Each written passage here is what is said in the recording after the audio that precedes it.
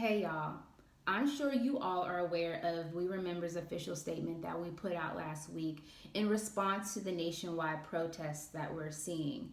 We also compiled a list of resources that can be found on our website, weremember2019.org, under quick links, and you'll see a link for resources that you can go ahead and take a look at. And just a reminder, We Remember has and will continue to provide educational resources about the legacies of slavery and the harms of racism. As part of our initial response to what we are seeing, I'll be posting tips and useful safety measures for first time activists. This video will be focusing on your rights. Again, as we put out these videos, these are suggestions and tips. Your rights to protest. Your rights are strongest in what are known as traditional public forums.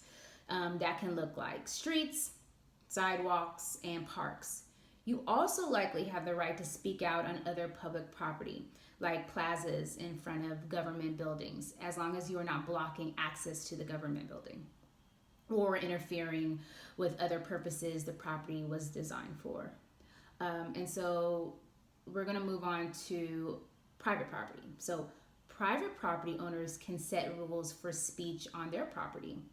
The government may not restrict your speech if it is taking place on your own property with the consent of the property owner.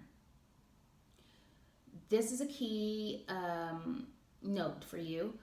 When you are lawfully present in any public space, you have the right to photograph anything in plain view, including federal buildings and the police. But on private property, the owner may set rules related to photography or video.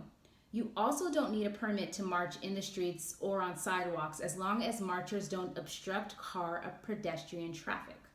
If you don't have a permit, police officers can ask you to move to the side of the street or sidewalk to let others pass or for safety reasons. These are just little tidbits for you, a little information. Go ahead and scroll to the right to see a breakdown of your